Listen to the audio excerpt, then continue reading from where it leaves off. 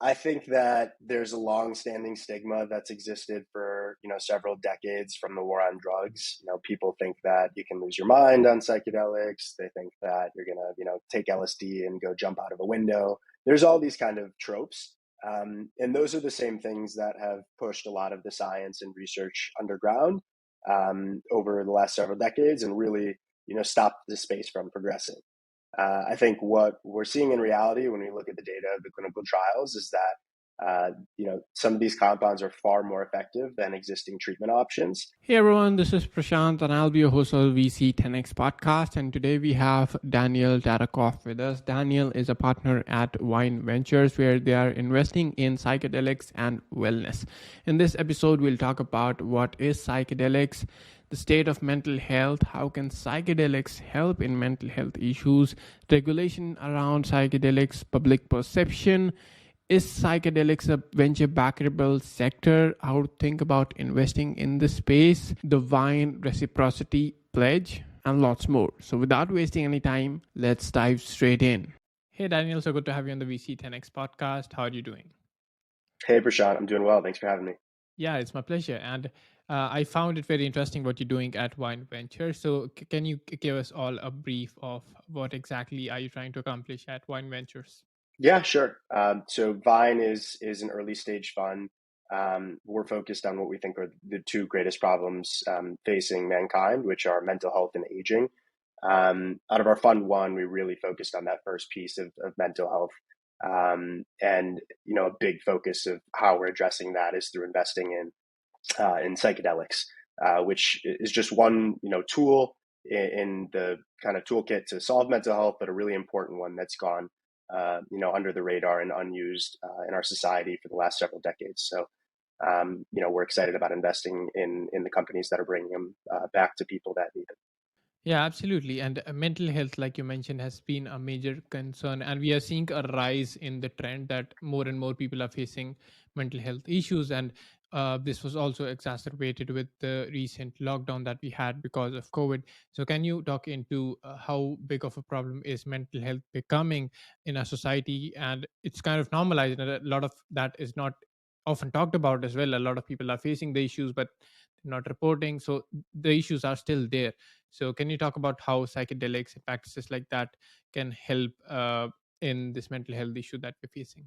Yeah, sure. So yeah, I mean, like you said, mental health it's a big issue in our society, and it's been around for quite some time. But I think more recently it's been put in the spotlight, especially after COVID. It's been estimated that about 1 in 5 people experience mental health issues. I think that's probably gone up with the pandemic and what that's brought to people. Um, you know, it's been a good thing that it's come to the spotlight because it's led to a lot more discussion, a lot more conversation about the different tools that we have to treat it. But I think we're still a long ways off from making these tools accessible to people who need them. So with psychedelics, it's a very different approach to mental health. Our kind of best offerings of mental health in the current world are often, trial and erroring SSRIs that your primary care physician might prescribe. And it's much more, putting a Band-Aid on the symptom and not really treating the root cause. And the power that psychedelics have is that they can get you into, altered states of consciousness where you're able to kind of see, your situation from a different perspective, and really, have a new kind of tool to deal with whatever your situation is, and really kind of heal the root cause of what's causing those feelings or issues for you, rather than just kind of, continuing to subdue the bad feelings as they come up. Right, absolutely. And for maybe people who are not very familiar with what psychedelics is, can you also give us a brief on what it is for the layman, and so that they also know that this is also a potential solution to their mental health issues? Sure. Yeah, there's a lot of different kinds of psychedelics and a lot of different ways that people define, what's considered a psychedelic. There's classical psychedelics. These are things like LSD, psilocybin, DMT, ibogaine, and there's other kind of compounds that also produce altered states of consciousness that some don't really consider psychedelics, but in terms of the purview of what Vine looks at and considers for investment, we do include them. which are things like MDMA and ketamine as well. They all have different mechanisms of action and work slightly differently and may be better suited for particular conditions, depending on what someone's dealing with. One compound might be better than another. But generally, they all create some sort of altered state of consciousness where you're able to really get to the root cause of what's causing you mental health issues and kind of deal with that in a way that you might not be able to in a state of sobriety. Absolutely. Yeah, that's a great insight. And is it a practice that is only or should only be undertaken with a certified therapist or maybe a doctor in place? Or is it something that you can also use to self medicate?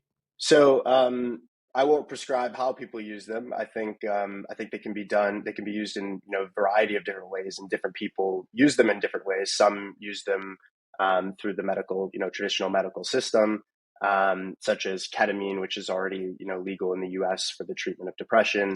And you can go into a ketamine clinic and have a prescribing physician administer the ketamine and sit there and have the experience. But there's been underground psychedelic work done for decades. Psychedelics have been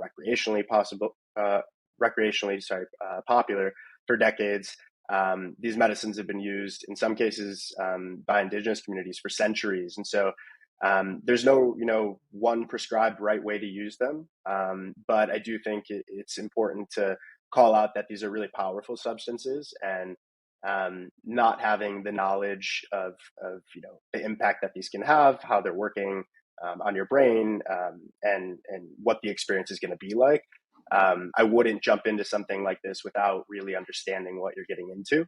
And one other thing I'd call out is that we're still learning a ton about these substances, but one of the things that we do know, at least from the existing MDMA trials, which I'm happy to talk more about as well, is that MDMA and other psychedelics are tools that can help supplement existing therapeutic options. And so, you know, for MDMA, for example, in the trials, you're not just given the drug and you just have the experience and go home.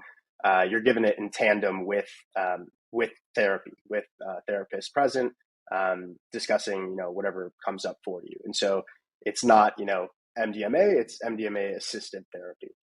Right, absolutely. And like one thing that will be pivotal to the growth of this industry will be the perception of how people view these drugs, right? Because maybe a big part of the population still views these drugs as something that's used for recreational activities, and it's not something that you use for medication. So, or they may be avoided that, okay, this is not something that I should be using, right? That avoidance factor is there. So how do you think can the industry tackle that? Yeah. Yeah, I think there's going to be a subset of people, just like in the options I mentioned of how people may be using these compounds historically and today. There's going to be a subset who are never going to be comfortable unless it's through a traditional kind of medical route. And I think that route is also going to be necessary to fully shift public perception and get these drugs to be scaled to the amount of people that really need them out there. And so I think it's going to be, a slow kind of transition, but we're seeing it happen already. It happens through narratives and through stories. A lot of the public perception with MDMA in particular has shifted because of the focus on veterans and treating PTSD. And so, that's one tactic in public perception shifting is finding groups and patient populations who are really struggling, who, there's no sort of political debate around. It's just, people who are in need and need help. And, we find, treatments that we can pair and, effectively, help them resolve their PTSD symptoms. You can move things along pretty quickly. I think you also see that happening outside of the traditional, medical system too, but it doesn't hit, as broad of a population. And so, for example, in Oregon, at the start of this year, they legalized a regulated adult use market for psilocybin. So as of January 2nd of this year, if you go to Oregon, you can technically, go to a service center and take psilocybin, and you have to stay in the service center while you're tripping, but You don't actually need any diagnosis. And in fact, it's fully outside of the medical system. So it's not something that you would go to and say, hey, I've been diagnosed with PTSD or depression. I'm coming here for treatment. It's just, you going and paying and having experience. I say technically because as far as I know, the service centers, there's none that are actually operating yet. The law is in effect, but all the licenses are kind of still being applied for. So expect probably you won't see them operational until the summer, but certainly later this year, you're going to start to see the first open psilocybin regulated adult use market. Absolutely. And I believe when there are so many perceptions around a market like this one, I think misconceptions are also there that play a part. So, what do you think are the major misconceptions that people have about psychedelics that are not true or baseless based on research? Yeah, I mean, I think that there's a long-standing stigma that's existed for, several decades from the war on drugs. People think that you can lose your mind on psychedelics. They think that you're gonna, take LSD and go jump out of a window. There's all these kind of tropes. And those are the same things that have pushed a lot of the science and research underground over the last several decades and really, stopped the space from progressing. I think what we're seeing in reality when we look at the data of the clinical trials is that some of these compounds are far more effective than existing treatment options, and there's things to figure out, and certainly risks that come with psychedelic use. But we've always been able to manage risks with new technologies and new solutions, and when something has such an outsized impact for people who are in such immediate need for care. It's obviously gained scientific attention and seems to be, the time that we can really, address those concerns and move forward. Being able to really, reap the benefits that these compounds can bring. Absolutely. And is psychedelics maybe a temporary solution that, okay, for a time being, you'll get uh, like relief in whatever issues that you're facing, and then maybe after a period of time, it can be months or some years, then again you'll be back to normal? Is it that you'll need to stick to that drug? Is that a requirement, or is this actually treating it from the very core so that you don't have to depend on it in the long run? Yeah, it again varies by compound, but I think by and large, the idea behind psychedelics is that you really can treat the root cause and not have to depend on a drug that you're taking over and over again. I mean, to me, that's what the beauty is behind these compounds. A lot of people can get by that have depression today by taking an SSRI, and maybe they've had to try a few to find one that kind of works for them. But often people report, feeling a bit muted, feeling like, they've kind of lost some of their vigor and kind of emotional excitement behind their life. Not everyone's case. SSRIs can be great for many people, but it feels like, psychedelics really have the opportunity to be something that someone can take, one, two, three times and never have to take again. In the MDMA trials that an organization called MAPS that's been running these has been working on. They've wrapped up their phase 3 trial already. They're heading toward FDA approval in the first quarter of next year, and they found that after 3 treatments of MDMA, people who had a PTSD diagnosis, 2/3 of them end up without the diagnosis after the 3 treatments, and that's persisted 6 months following the study, and it seems to be something that is able to be maintained. Um, it might be something that you need maintenance doses for over time, but doing something maybe once, twice a year, rather than something that you have to take every day, is still a big improvement from where we're at today. Right, absolutely. And this is also a space which is wrapped with regulations as well. Uh, there are some drugs that are legal, some are not, and that varies across different geographies. So, okay, can you talk us into the regulation framework around psychedelics uh, in the United States and maybe in some other North American countries like Canada, maybe? Sure. Yeah, so North America is largely leading the way for the psychedelic space. Canada, several states in the U.S., Colorado, Oregon, California, variety of others have now introduced different legislation efforts.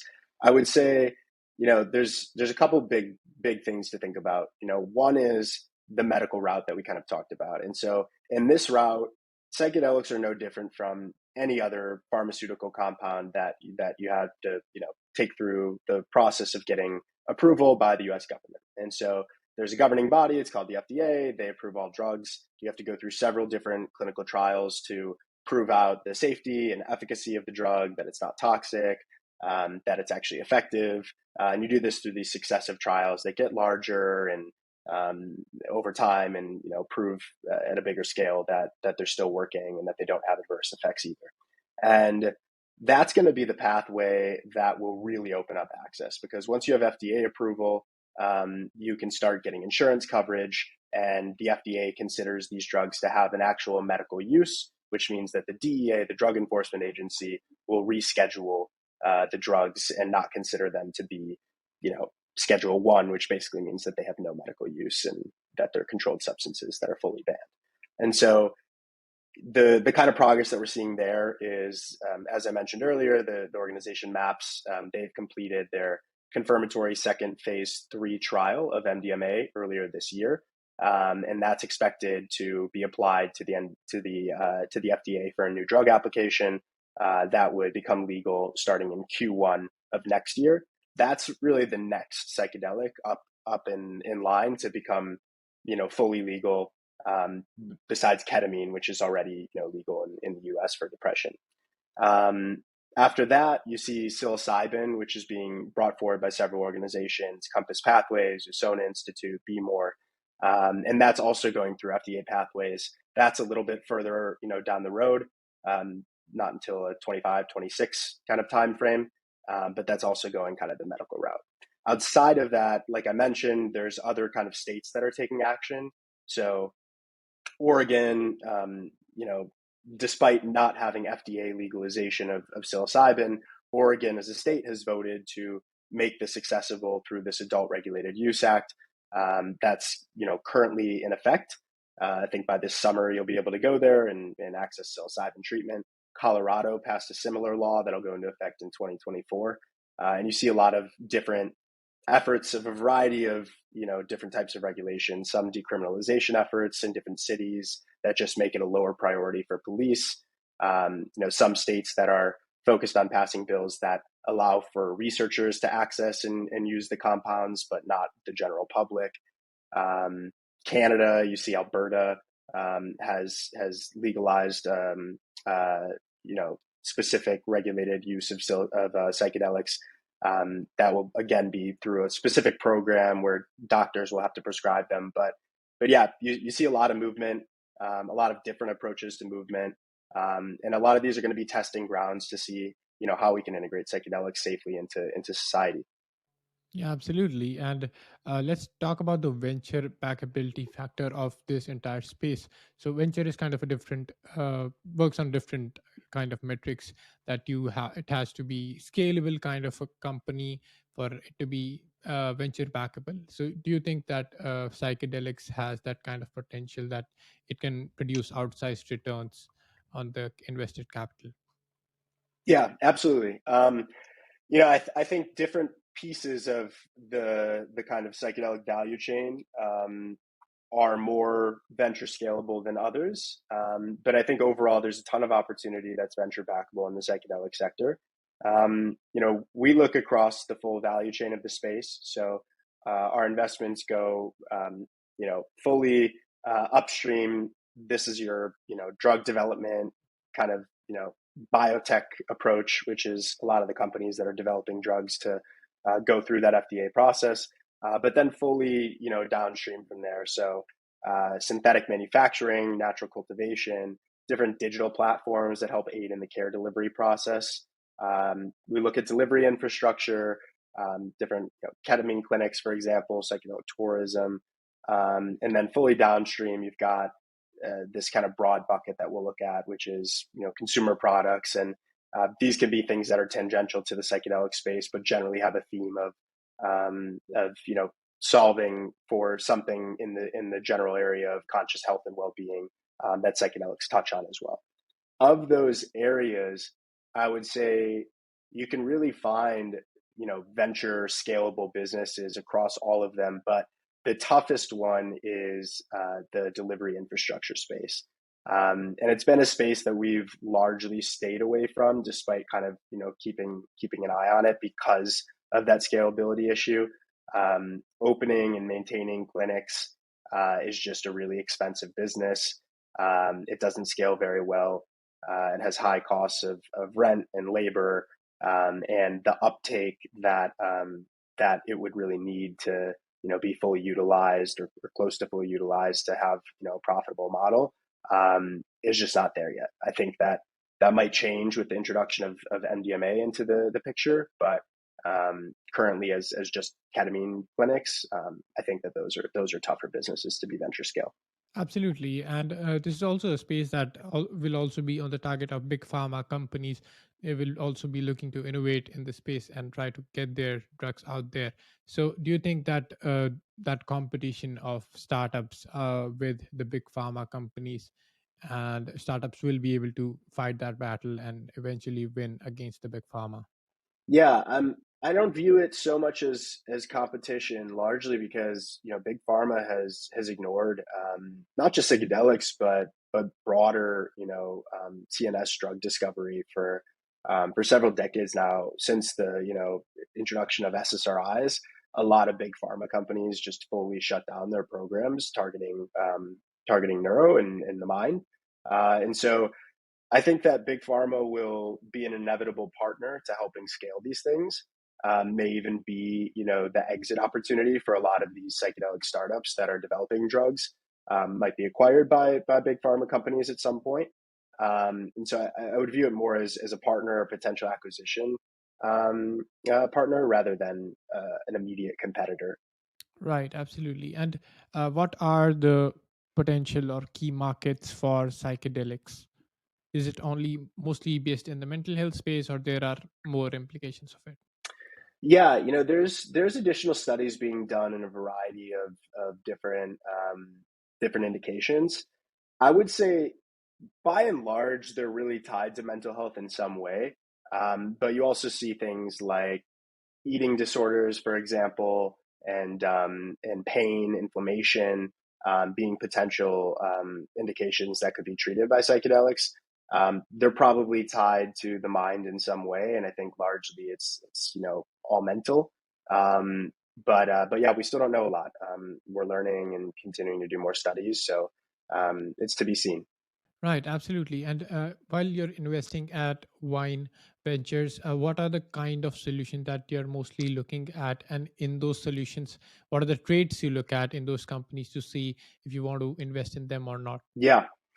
Yeah, so as I mentioned, we look across that full value chain, and I think in general, what we're looking for is anyone who's going to play a really key, important role in making these drugs more accessible to as many people as possible that need them. That could be drug developers, like MAPS, for example.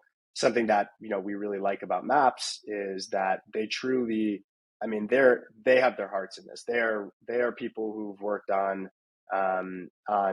bringing psychedelics through while it was not popular to do so. They've been a nonprofit that's been around for over 35 years, and while they faced battle after battle of people opposing the work that they've done, they've kept moving forward and have gotten largely the psychedelic space where it is today because of their work. Um, you know, Given that experience, they also really understand the importance of how you run the therapy aspect of the MDMA assisted therapy, and so having real true knowledge of how to use these therapies effectively, because you're not going to get nearly the same effect size as you are with proper therapy by just giving the drug to people, and so for people who are in the drug development space, people who really understand the compounds that they're working on and who understand how they work and how you can effectively pair them with therapy to make them even more powerful, I think is something that we care about. People who are in it for the right reasons. And then another couple examples, Cygen is another big investment of ours. They're a synthetic manufacturer, one of the first and largest, based in Canada. So this is just another one that makes sense, right? Regardless of how patent challenges work out as different companies try to take psychedelics through the FDA process, and maybe are doing so concurrently with others and running into potential legal battles. Doesn't really matter. Someone's going to have to make them at the end of the day. And so, having an investment in kind of some of the infrastructure that's going to enable the space is also super important to us. And then I would say, another area that I wouldn't ignore is that last bucket I mentioned, the consumer products that aren't necessarily, specific to the psychedelic space, but that touch on that same theme of conscious health and well-being. And one example of an investment we've made there is in a company called Othership. We led their Series A round recently, and they're a really interesting company. They have both a digital app that's a breathwork app, and then they pair that with a physical space. And so their first one's in Toronto. They're expanding soon to New York and LA. But essentially, it's this new type of space. It's a bit like a spa mixed with a Soho house, mixed with a workout class. There's nothing really quite like it. They have a large 40-person sauna, multiple ice baths. You can do hot cold therapy. They do breathwork classes. They have DJs come in at night and do different events. And it's really about creating and curating this community of people who is just there to socialize and be around other people that are interested in bettering their emotional health and well-being. And they've created such an amazing community around what they've done. And you could just imagine, that as mental health becomes more prevalent and becomes something people are talking about more, it's still kind of a slow bleed to get people to really take it seriously. And I think they're doing a really great job at creating a cool brand around building emotional resiliency, being excited about managing your mental health and your overall wellness. And they, as a result, attract a lot of people who, happen to be psychonauts who do a lot of psychedelics because they're, open-minded people that are interested in that type of thinking. And yeah, I think Othership's got a really interesting approach and could be a really interesting distribution channel once psychedelics are able to feed into that in a legal way. Those are an incredible set of companies solving very important problems. And now moving on to another interesting concept that I came across on your website called Wine Reciprocity Pledge. So can you tell me more about this? Sure. Yeah. It was really important to us to embed this pledge from the beginning of launching Fund One. So the pledge is that we donate fully half of GP profits that are made through the life of the fund, and so this doesn't impact our LPs. Whatever investors come into the fund, they're paid out fully. Whatever the fund makes, but whatever carried interest the GPs take home at the end of the day, we donate half of that. And the reason this was important to us is the psychedelics world is a very unique industry that has really been shepherded by the work of a lot of different people and different groups over, in some cases, centuries. There's no other industry where nonprofits have such an outright influence in the development of the space. I've talked about MAPS quite a bit on this podcast already and in this conversation. There's other really important organizations like USONA, Be More, and a variety of others that are outside of the drug development world. And it's a space that, is now kind of at the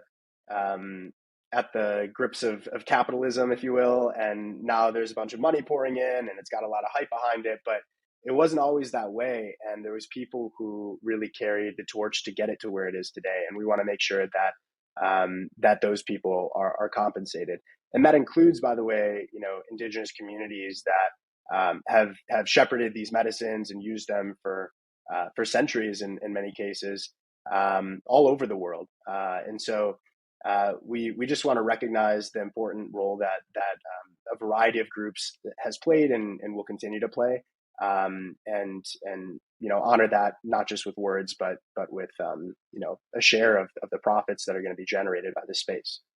Yeah, absolutely love it. And it goes on to show that you are in it for the mission and not just for the money, the business that venture capital is, and you are doing it for the larger mission that there is to push forward the psychedelic space and get it to the place it deserves, right?